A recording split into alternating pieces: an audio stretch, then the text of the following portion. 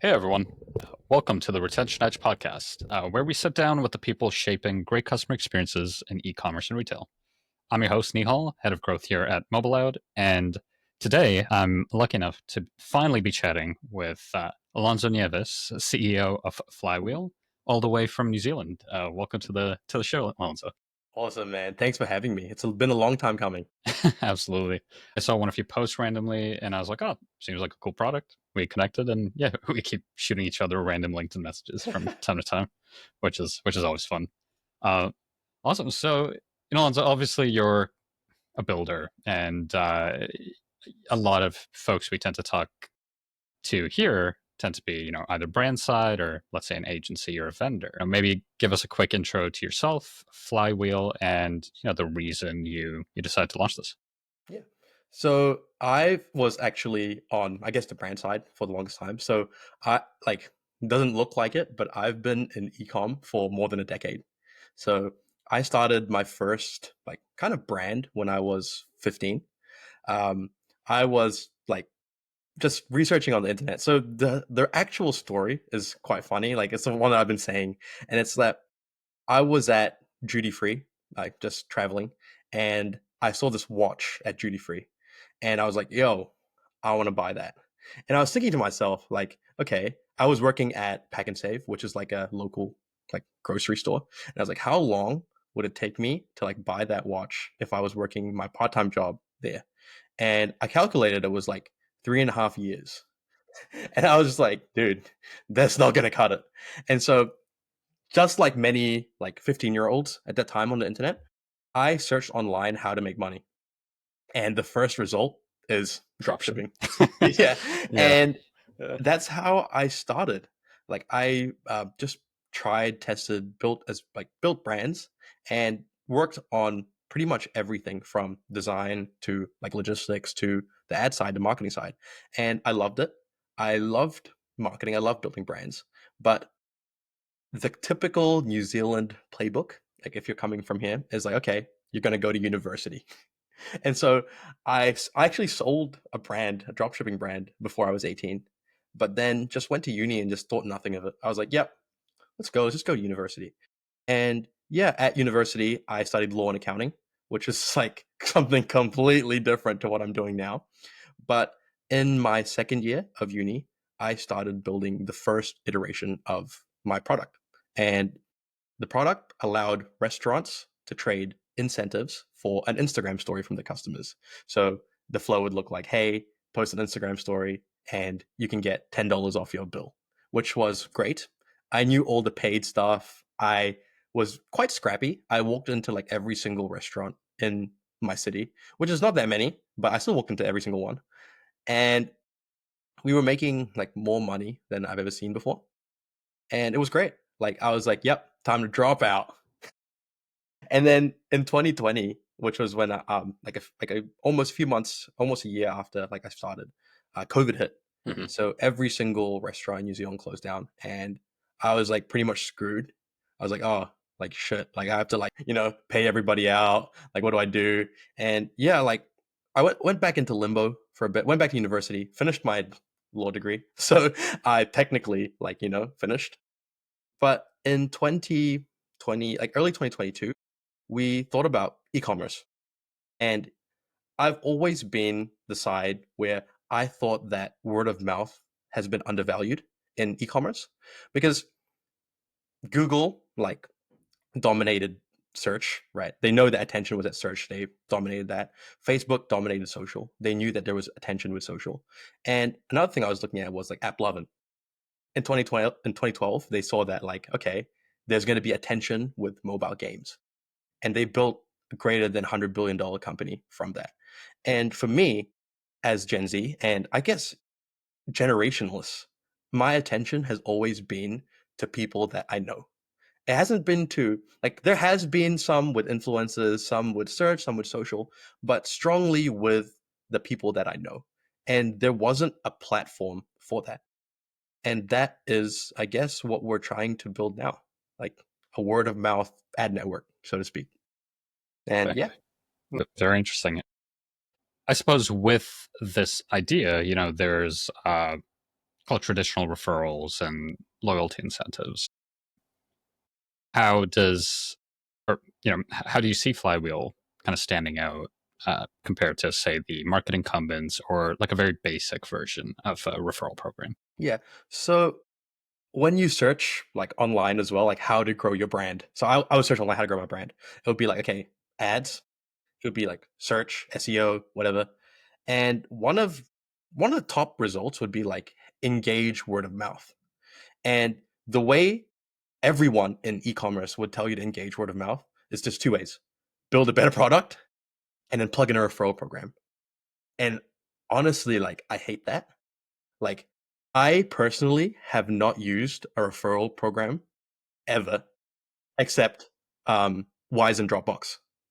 Wise is good; they give you $100. Yep. Sold. Dropbox Easy. is good; they give you free storage. But for the majority of businesses, it's just not enough for me to action. And I know people will action, but I feel like it's so underutilized as well. Hmm. Okay. No, that makes sense. And I think it kind of sets us up nicely for, call it, the overall topic that I thought would be interesting to dive into today. So, let's call it how to use lifecycle marketing to power acquisition, right? Not just retention. So, with us, for example, we have obviously a core focus is retention and reaching your brand loyalists, right, very effectively. Um, but I'm curious, right? Like lifecycle marketing is often thought of as like post-purchase nurture. You get someone on your list and you try to sell to them again and again. But from what I'm hearing from you is another smart use of your lifecycle marketing is really for acquisition. And I suppose that's what you're building with Flywheel. Um, Curious how you see brands using these post-purchase channels to fuel acquisition and how Flywheel kind of helps them achieve that. Yeah, for sure. So as you said, like retention normally is like, okay, you are in the customer list, and now we're going to get you to buy again. For me, what I see in that, like sometimes hundreds of thousands of people customer list, is that I see like the Instagram followers. I see the friends and the networks and the family behind them. And I think the best, most like I guess underutilized way is actually to get those customers to bring more in, as opposed to just like, hey, you'll buy again, like retain you. And the way we do that is quite simple, I guess. Like at the moment, we are integrated with email and Klaviyo, and we build campaigns to plug into your email campaigns. And these, I guess, flywheel widgets would say, hey, post an Instagram story to your friends and get X reward. The, I guess, part of the innovation here is the reward can be anything.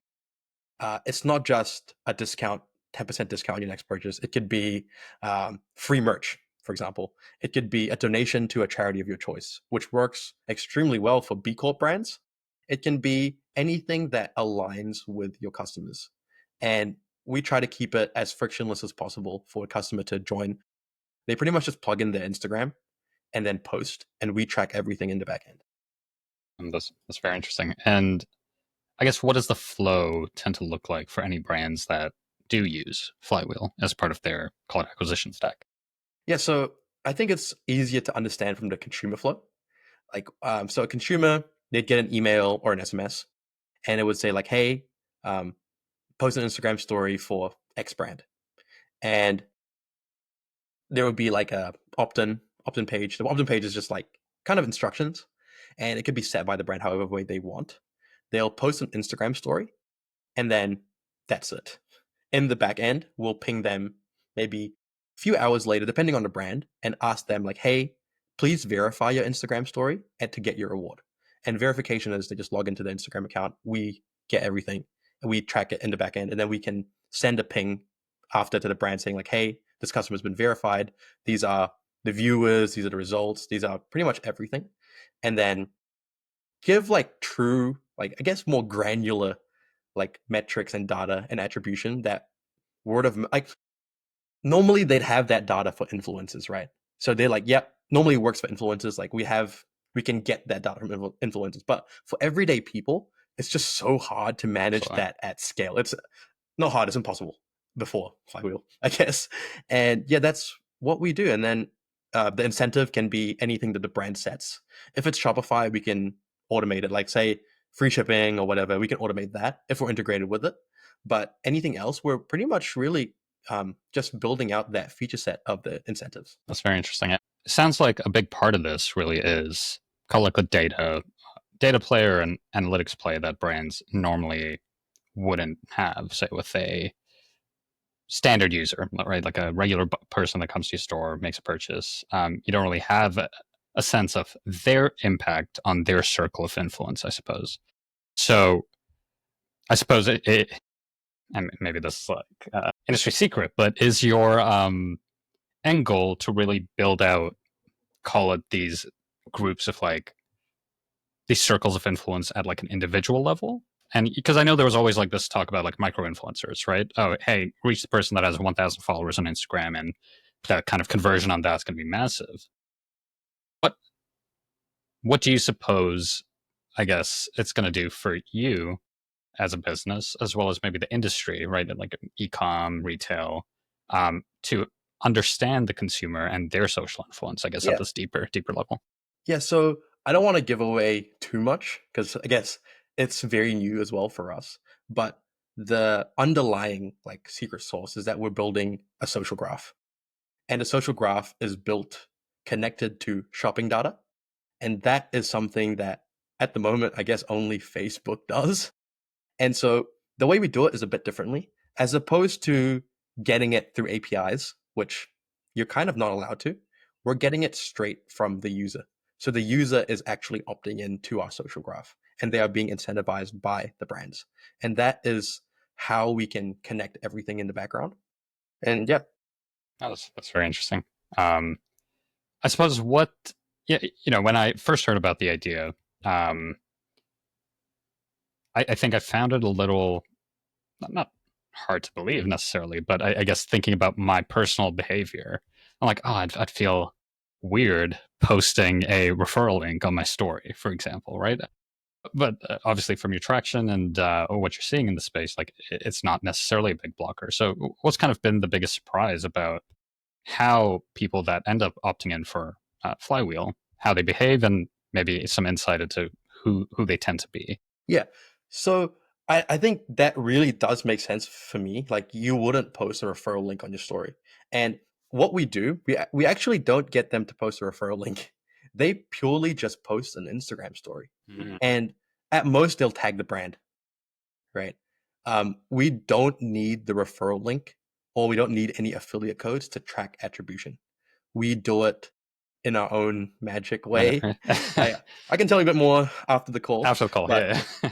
yeah, Yeah. I am very on the like side where like would never post a referral link ever. I it's very transactional. It's too salesy, and I think for me and my like Gen Z cohort, like we wouldn't do that. There is like a thing that I've like devised pretty much where when you're getting someone to post an Instagram story, it is a factor of the incentive and the ego barrier. So the higher the incentive, the lower the ego barrier. The higher the ego barrier, the higher the incentive has to be to actually to get you to post that. For sure. And we are like, I guess, figuring out what the right balance is to make the ROI for brands like as good as possible. And I suppose brought up this, because speaking about Gen Z specifically, right? I do think authenticity and um, truly believing, I guess, that there's a person on the other side of this referral or this product recommendation, let's call it, does make a difference. Do you find that for people that do decide to, let's say, post, like, do you think there's a age? Let me think about how to put Like a this. demographic, Do certain you think there's demographic. like a certain demographic that's more likely to take Yeah. part in something like Flywheel versus? So Yeah. you'll be surprised. Okay. You'll be very surprised. So Right. we have a quite a diverse range of brands. It's not really the demographic thing. I think it's more of like psychographics. So say for example, we have a few brands. One of them is a gaming supplement brand. So they sell supplements to gamers. When yeah, Yeah. so let's say like they're like Twitch affiliates or Yep. whatever. They're gamers. They'll post this Instagram story. It's very, very easy for them to post because they know that all of their friends are also gamers and the ego barrier to post is very low. On the other side, we have like a mum brand. Brands that mums like clothing for kids. We have a brand like that. Mums like 28, 29 to 40 will post anything. They will post anything if it's about their kids. There is like a certain quite a big set of moms who will post anything. And on the other side, we have a fly fishing brand. Nice. Men, men 40 and above, they have accounts purely based on fly fishing. They will post. Like it is very like quite a bit more like nuanced than just demographics. Makes And sense. that is what we're learning so far. It's like, okay, this can actually be a lot bigger than we were initially. Like, especially when I first started, I was like, oh yeah, get people to post, done. But like the nuances that we've learned, I've been in this like almost 6 years now. And it's like there is a lot that goes behind the posting behavior. Yeah. No, that's very smart. Yeah, I think you kind of nailed it there. Where I think there's a psychographic element as well as just maybe the niche, right? And like how hardcore Yeah. certain groups of people tend to be when it comes Hobby to brands do really hobby well. brands. Yeah. Like brands that are like athletic. So it's like a don't just like give me don't just give me loyalty points. Give me a reason to brag, pretty much. Give me a reason to like show off, which is very, very normal and it's very, very human.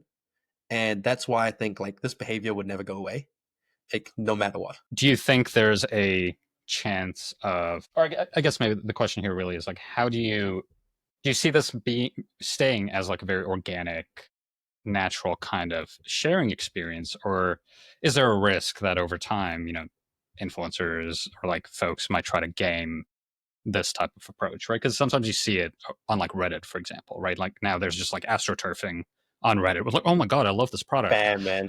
right? And I suppose, what do you think is the differentiator for you as a company and maybe as an approach to this Yeah. referral engine Yeah. that helps you stand out compared to something like that?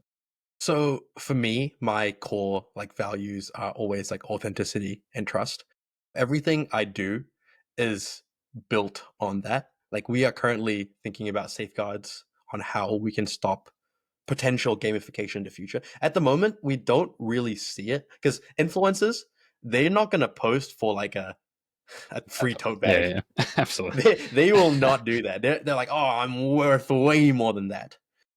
At the moment, that is not a thing. But I think going forward, especially as we grow and the more people who are connected to the social network, the more people who are integrated with Flywheel, there will be definitely like a risk of like, okay, how does this like, what if these people are actually not real? What are these people actually? But at the same time, like that is a problem for like everyone. Like at that point, I'd like integrate with like world from like Sam Altman, something like that. You Yeah. can verify you're a person, verify you're human. There's definitely ways around it, and we are like very actively thinking about that. But at the moment, just strongly focus on like what is getting people to act. Yeah, absolutely. And obviously, main focus of this show tends to be retention and keeping customers around. Do you see a future or even like a current use case where Flywheel has a hand in building brand loyalty through, let's say, bringing more people in to this environment that you're already in? Yeah. So there's a few ways I guess you can tackle this. Just as many as there are ways to like run ads to get retention, right? Like we want to be almost like a meta ads dashboard for word of mouth. So any way that you can think of it, you can do it. But there, like for example, like if you want the incentive to be like a discount on your next purchase, that's a way to get retention. But also, like there's something to be said that I haven't really explored that much actually about when you bring other friends in to buy something, you're probably I have a feeling that you're more likely to buy from them again. I don't know what the research is on that, but like I think I should find that because there's definitely something there. And I haven't really explored that much, but there is definitely something with the community side, something with the re-engagement side. Um, we aren't only focused on getting people to post stories like on email. We want to drive action as well. So say for example, you run a fitness brand and you have a run club on Monday. Mhm. Your incentive can be like, hey, post an Instagram story at the run club and get something. Like there are ways to, I guess, action people to do things for your brand where it's authentic and it's fun and it's not just so transactional, which is what ecom has I fear has become like extremely transactional. The I don't know, I want to say like the magic is gone, but like I was gonna there say the is fun is gone. something to be said. You know, there's something to be Eh, said about like no, how like the best brands that we see, they're the ones who are doing everything like this, you know? Like they are like re-engaging, they are making customers like they're giving customers a platform to co-create. And I think that is super important. I really like this idea of co-creation without it being so forced, right? Where it's more like, hey, you love our brand. Here's, we want you to show off how much you love our brand. And here's a small incentive here and there, or maybe something bigger, right? I think even with loyalty programs, like something we had actually talked with Omar about was, loyalty as a function often ends up in this, say, points silo, right? Hey, get Yeah, two times the exactly. points. But really, the loyalty programs that work better tend to be more experiential, right? Or, hey, get access to a secret sale, or here's something just for you because you're so great and one of our best customers, right? I've seen something interesting with that. So we had like like a musician. So he was Spotify, like not too big, but like decent. Has a strong core of fans. He was using Flywheel for his merch Oh, store. very cool. The incentive that he wanted was post an Instagram story of like with my song on the story, and you can have like a 10-second snippet of my brand new song that's yet to be released. Dude, that went crazy. It just went crazy. Like it's just so easy to you're like, oh, that cost the guy nothing to say. It cost him like a recording, like, and you are getting this much marketing value out of it. And the only problem is the tracking side and the verification side, which is what we're handling. And so I think as we grow, the campaigns, the way you structure this, the way we integrate more deeper loyalty as well, that will definitely evolve. That I mean, just, as we're talking, I'm just thinking of old ways, but we won't get too sidetracked. So something that's interesting here, I guess, is in many ways this is building on, I suppose, the whole referral and affiliate type of marketing. Yes. But personally, like to your point, I feel like those spaces are dying largely because the authenticity has has disappeared, right? Everyone knows, hey, sign up for NordVPN. It's like, okay, it's probably an I'm affiliate link. actually like less likely to use the link. I'll Exactly, be like, right? nah, man. Yeah. So, since most programs either get ignored or gamed, what you're building really does feel like an evolution of on that idea, right? So, I suppose, what do you think's been the barrier to folks building something like what you're building currently? Um, Yeah, so the biggest barrier, there's a few. So the first thing is a mindset. Like previously, word of mouth is like a black box, right? You can engage. You'd ask a marketer, it's like, what's the best way to grow your brand? They'll say like, yeah, word of mouth. Well, what does that mean? You know, that because brands and marketers are so spoiled with like I guess conversion metrics, mhm. it's very hard to think about like, oh, what how can you even start with word of mouth? Like we incentivize people to post on stories without the tracking beforehand for many Mhm. years. We've only, I guess, locked on to how we can track very recently. And we've had all that thinking beforehand to get to there. The other barrier is like the tracking part is pretty hard. Yeah, I So bet. the technology behind it is intense. It is immense. We've been working very hard just focusing on that side. And yeah, that would be like the two things that it's just like it makes it almost impossible because there are companies. So, for example, there are companies that say like, "Hey, like I've seen a few startups that rose up recently to gets people to post on like socials." And what's happened is that like they incentivize them with dollars, like dollars per views, and they're getting them to like their mission, their vision is to get customers to post TikTok videos. Dude, no normal person is gonna post a TikTok video, man. Like that is not possible. Like, and so what happens is it'll just be influencers again, and that's because influencers have been historically the easiest to track because at scale, you're gonna have maybe 10,000 influencers as opposed to like 1 million people posting, which is like very in terms of scale, very very different. Makes a lot of sense. And it's interesting when you talk about hard to track channels, let's suppose, because after school, kind of similar to you, my degree is actually nutrition. But after that, Was it? Yeah, it was a totally yeah, different world.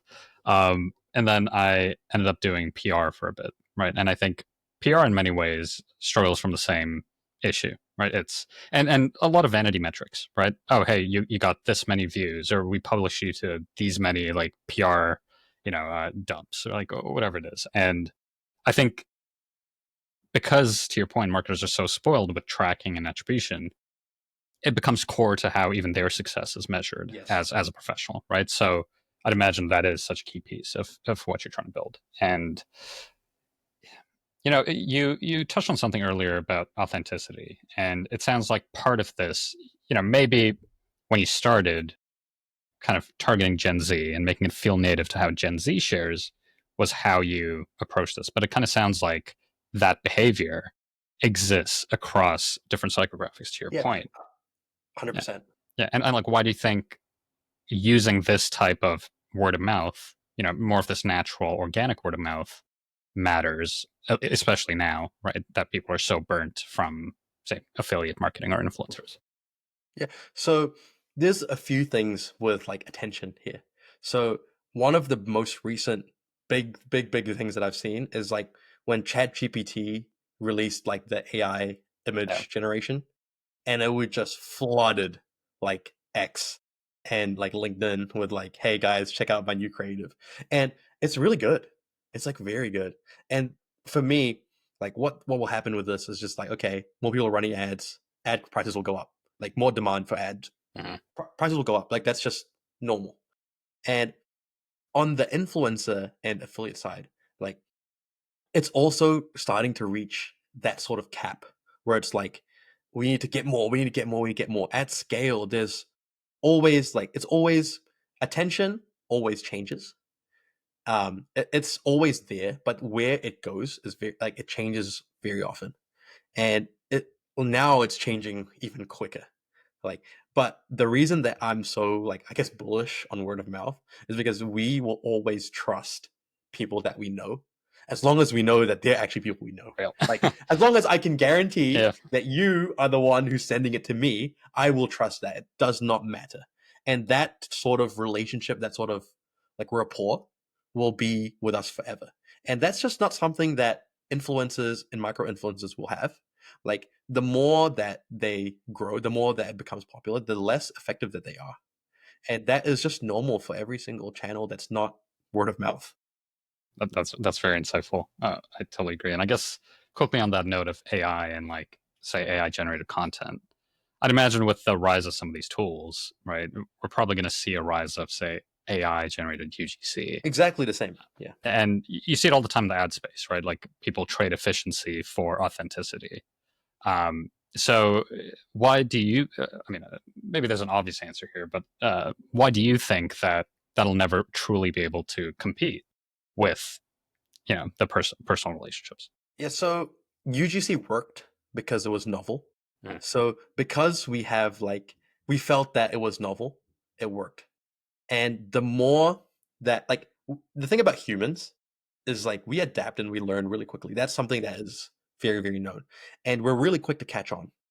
As soon as everyone starts faking authenticity and you have like the overproduced UGC, it's like very, very like targeted, and trust just drops off.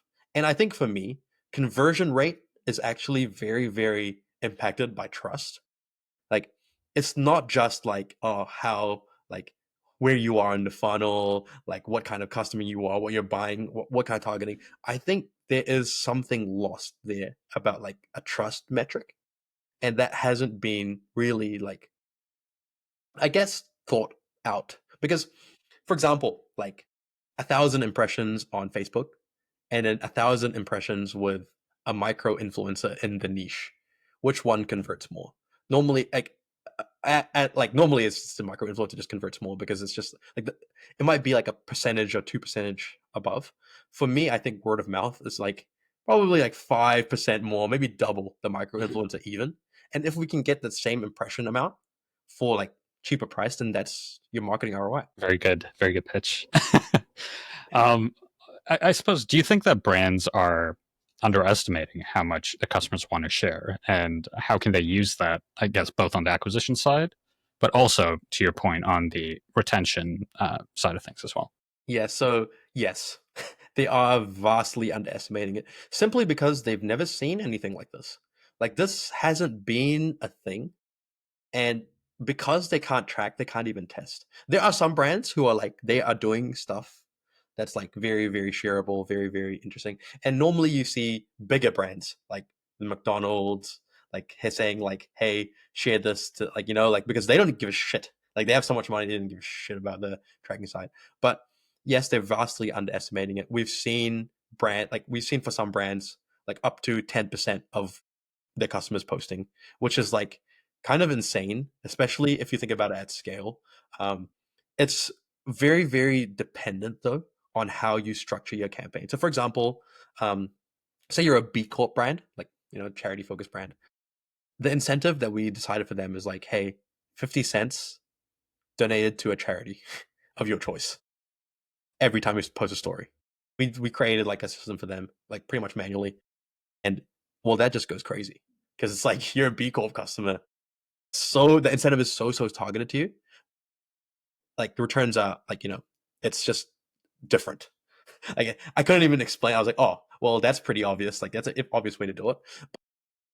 Because brands will default to like, hey, 10% discount. You know, and we have brands like a furniture brand. Why would you need a 10% discount on your next purchase, man? When are you going to buy a couch again? It's not going to freaking happen. Like, so there is stuff when you do it well, which we are like constantly optimizing for. Like we are learning every day how to make these campaigns better. Then like you will get the outsized returns. It's so interesting the more you talk about it. I remember just going to, we have a brand here, like a pet store brand called Pet Value, and they recently Donate, just, sorry, donate to good neck.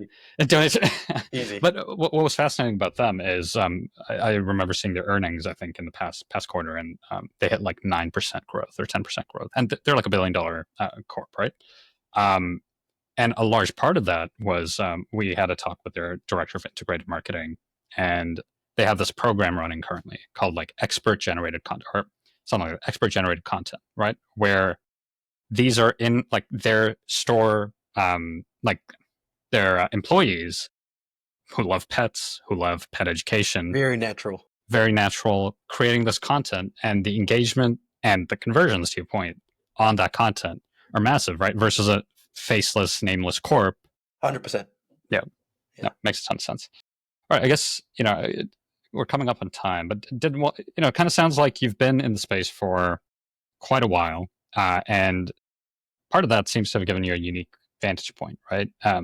You kind of see the upcoming group with purchasing power, but you're also kind of close to us millennials as well. Yeah. So, how have you found being a call it younger founder in the e-com space? Whether that's when you're raising or even just building and engaging with other builders in the space. Yeah, I love pulling out the thing where I've been in ecom for a decade, and they're like, "Wait, bro, how?" Because I look quite young, so like, dude, how old are you? And I was like, "Yeah, I was been it since I was 15." And for me, I think building Martech as a Gen Z founder, building a venture-backed Martech, it's like I have a built-in like bullshit like detector. So when I'm building product, like the one like I always put myself as the customer, the most skeptical customer, and everything that we are building goes through my bullshit detector. Like, would I do this? Would I post for this? Would I do this? If I was this person, would I do that? And that has supercharged the way that we build our campaigns, the way we build our product. Because I like, I am, I wouldn't say like more in touch, but I'm like so jaded on the e-commerce scene and so like I've been so skeptical that like I actually feel like okay, I'm probably one of the most skeptical consumers out there. Like if this passes me, then I think a That's good. greater percentage of people will actually do it as well. And that internal compass is really just like my lived experience. And I know what feels authentic because I live in that feed. I live in my group chats with my friends. I try to stay very connected to my like my peers. And that's really like how I do my whole values and my whole like how I keep my authenticity, so to speak.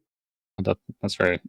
I like that. I think it's underrated, especially now that it's getting easier than ever to isolate yourself, right, and Yeah, not rely on those around you. So, 100%.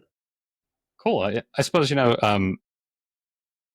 on the note of word of mouth, is there a brand right now that doesn't have to be a customer or a brand you work with, but a brand that you think is nailing this approach currently? So let me think. Actually, yes. Like it's a brand that's been, I guess, top of mind in like my place in New Zealand. It's a brand called Moody, and they Uh, do probiotic blends, yep. drinks. There's actually a friend of mine who runs it as well. It's amazing customer experience, insane giveaways that resonate so well with their customer. So they gave away a Range Rover, Right. and I very, very like so highly think that they made 10, 20x on that giveaway. Like it was crazy. And the way that the team executes leverages on what works and drives virality. For them, it's not just like a add-on value. Mhm. I think for them, it's a core like okay, will people talk about this? Will people generate and since New Zealand is such a closed Mhm. community, like you will hear talk about it. Like it's so funny. Like they say that like everybody is connected to each other, which I think everyone in ecom in maybe in New Zealand I've probably met. Which so I think it's quite true. And because of that, like they are able to trust in their virality, able to trust that when they like go hard, people will hear about because they will hear about it themselves. And yeah, And I guess in terms of predictions from your end, and maybe this is a flywheel plug once again, but what's one acquisition strategy you oh think man, that brands will be testing by the end of this year? dude, it's gotta be Flywheel. Like I Yeah. think that maybe like the best results might not be now.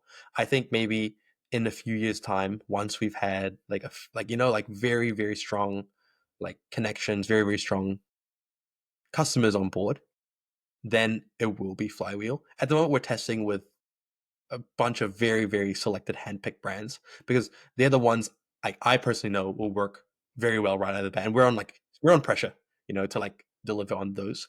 And so keep an eye out for us. No, That's what I'm saying. absolutely. Well, I suppose where can folks go to learn more? Yeah, so I'm very active on LinkedIn, on X. Just send me a message. I will reply. If you're a brand, I will reply. If you're an agency, I'll reply. Honestly, if you just want to ask me a question, I'll reply. Okay. Fantastic. Well, thank you so much, Alonzo. This was awesome, and yeah, look forward to seeing Flywheel in a couple of months. Absolutely. Thanks, and give me Thank you for having me.